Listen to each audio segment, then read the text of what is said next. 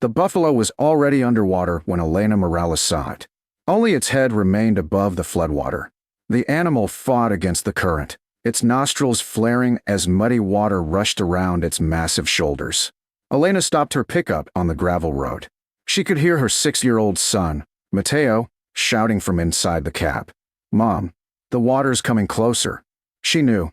The river had risen nearly 6 feet overnight. Fields had disappeared. Fences were underwater. And the road leading home was becoming a river itself. But Elena was staring at the buffalo. It was trapped against a broken section of fencing. If she drove away, it would drown. She grabbed a rope. Mateo's eyes widened. "Mom, no." Elena opened the truck door. "I'll be right back." Elena was 36 years old and owned a small 85-acre farm in eastern Missouri. She raised vegetables, chickens, and a handful of cattle. After her husband died 4 years earlier, she had kept the farm running alone. It wasn't easy, but she had learned not to wait for someone else to solve problems. That morning, the flooding had already destroyed part of her lower pasture. She had spent hours moving animals to higher ground. Then she saw the buffalo. She had no idea where it came from. The nearest bison herd was miles away. It was probably someone's escaped animal. And now it was trapped. Elena tied one end of the rope around the truck's tow hook. She secured the other end around her waist. Then she stepped into the water. The current hit her legs immediately. Cold, powerful, muddy. She moved sideways, using fence post for balance. Halfway there, the water reached her waist. Mateo screamed from the truck. "Mom." Elena looked back.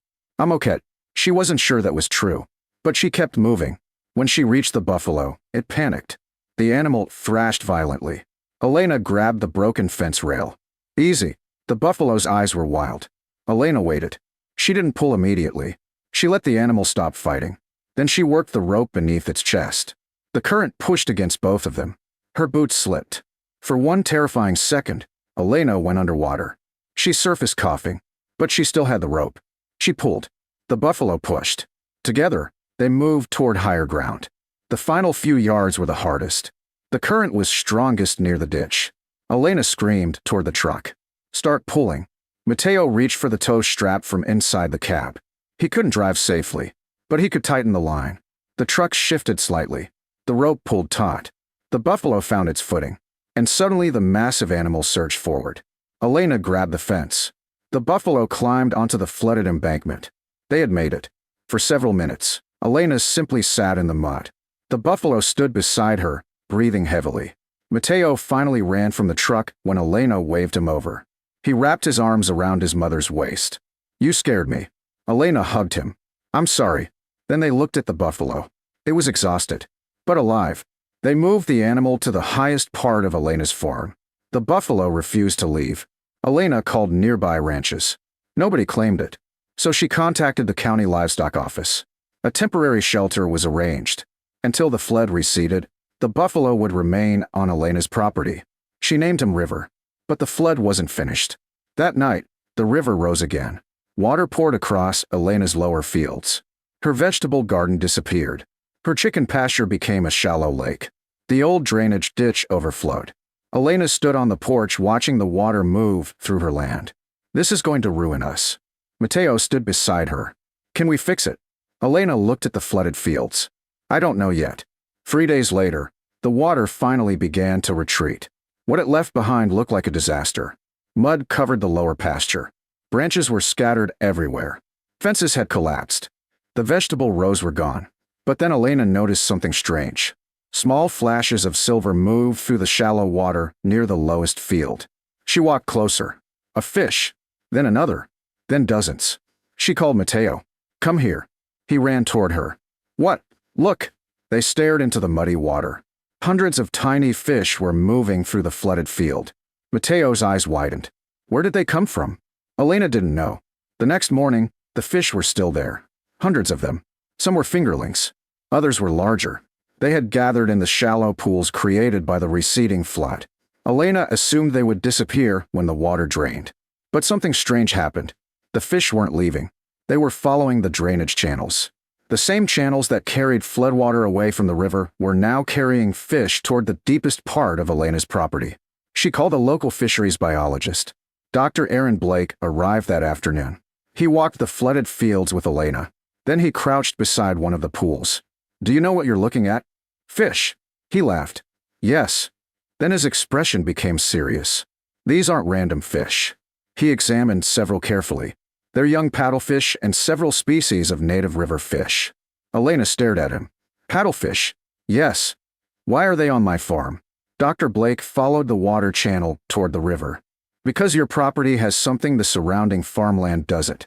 "What?" He pointed toward the lower field. "A natural floodplain connection." Elena frowned. "What does that mean?" "Your old drainage channel isn't really a drainage ditch." He crouched and traced the water's path with his finger. "It's an ancient side channel of the river. Decades of sediment and vegetation had hidden it, but the flood had reopened it. During the high water, fish from the river had entered the channel. When the river dropped, the water began retreating. But the deepest pools remained on Elena's farm. The fish had become trapped there." Elena looked across her damaged fields. "So they're stranded?" Dr. Blake shook his head. "Not necessarily." He pointed toward the buffalo, standing on higher ground. "The flood may have done something very unusual." "What?" "It may have restored a habitat that hasn't functioned properly in decades." Elena looked at river, then at the hundreds of fish, then toward the muddy field where her vegetable garden had been.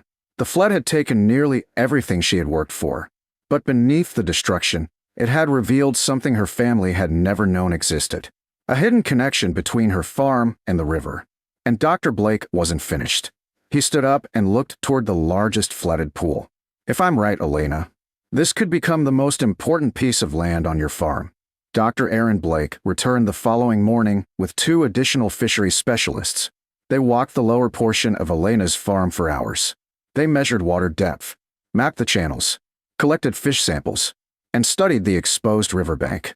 By noon, they had confirmed what Dr. Blake suspected.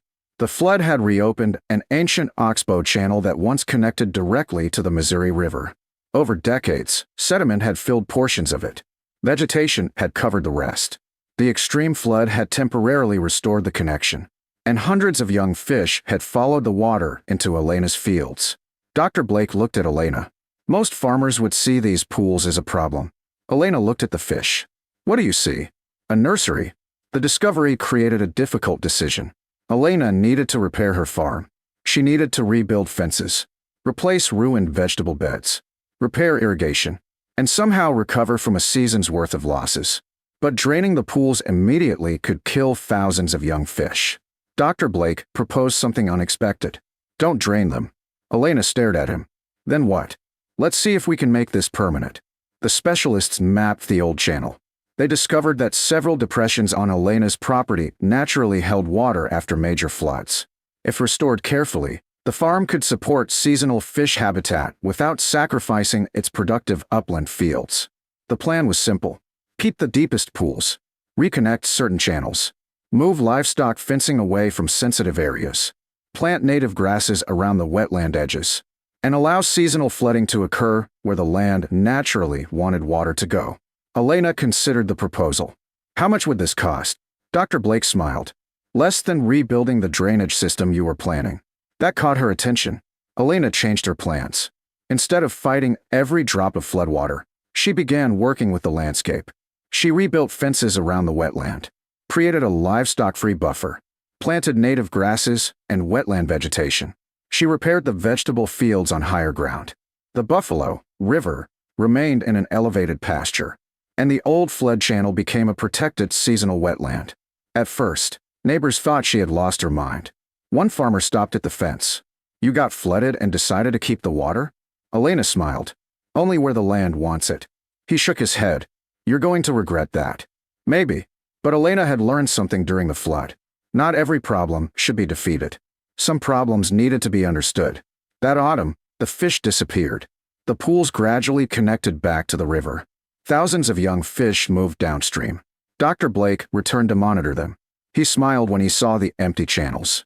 They made it. Elena looked relieved. So they weren't trapped? Not anymore. The restored channel had given them a temporary nursery before reconnecting with the river. The flood had done naturally what restoration projects sometimes spent years trying to accomplish. The following spring, Elena noticed something remarkable. The first spring flood filled the old channel again. This time, Fish arrived almost immediately. Not hundreds. Thousands. Cuttlefish. Gar. Catfish. Several native minnows. The seasonal wetland was functioning again. Dr. Blake called it an unusually successful example of natural floodplain restoration. The news spread beyond the county. Then Elena discovered another benefit. The wetland was absorbing floodwater before it reached her vegetable fields. The following major storm sent water across the property. But instead of rushing directly toward the garden, much of it spread into the restored floodplain. The water slowed. Sediment settled. The vegetable fields suffered far less damage. Elena stood beside the wetland watching the water rise. She finally understood. The area she had once considered wasted farmland was now protecting the productive part of her farm. Her farm also began attracting visitors. Birds arrived. Parrots, egrets, kingfishers, ducks, migratory shorebirds. The wetland became alive with movement. People began asking whether they could visit. A local school brought students to study the restored habitat. A conservation group offered to help with monitoring. Elena started selling guided farm tours. What began as a devastating flood slowly became another source of income. And River became part of the story too. The rescued buffalo remained on Elena's farm. He became remarkably calm around people. Visitors loved him, but Elena never treated him as a novelty. He was a living animal first. She gave him a secure pasture away from the wetland. Every morning, she could see him grazing from the farmhouse. The animal she had nearly lost in the flood had become a permanent reminder of the day everything changed. 2 years after the flood, Elena's farm looked completely different. The vegetable fields had recovered. The wetland had expanded naturally. Native grasses stabilized the banks. Fish returned every spring. Bird populations increased. Flood damage decreased. And Elena had built a small farm business around vegetables, eggs, educational tours, and conservation partnerships. She hadn't become rich, but she had made something more valuable. She had made the farm more resilient. One afternoon, Dr. Blake returned for the annual fish survey. He stood beside Elena at the largest pond. Hundreds of young fish moved beneath the surface. Remember when you thought the flood ruined everything? Elena laughed. I still think it ruined plenty. He smiled. Fair. She watched the water. But it also showed me what the farm was trying to become. Her son Mateo, now 8, ran toward them. Mom, Elena turned. What? River's at the fence. She laughed. Of course he is. They walked back toward the pasture. The buffalo stood waiting, enormous against the green hillside. Mateo reached through the fence and scratched his neck. River remained perfectly still. Elena looked back toward the wetland. The fish were returning to the river. The water was settling. Birds circled above the trees. Her crops were growing again. And the farm was stronger than it had been before the flood. Years later, people would remember the story differently. Some would say Elena rescued a buffalo. Others would say the flood brought hundreds of fish. But Elena knew the real story. She had rescued one animal because she couldn't walk away. That rescue forced her to stay close to the flooded land. The flooded land revealed an ancient river channel. The channel revealed a hidden ecosystem. And restoring that ecosystem ultimately protected the farm from future floods. The buffalo hadn't magically caused the fish to appear. The fish hadn't magically saved the farm. The real change came when Elena stopped seeing the flooded land as useless. She learned that the river had been trying to return. So she gave it room. And in return, the river gave her something she never expected. A healthier farm,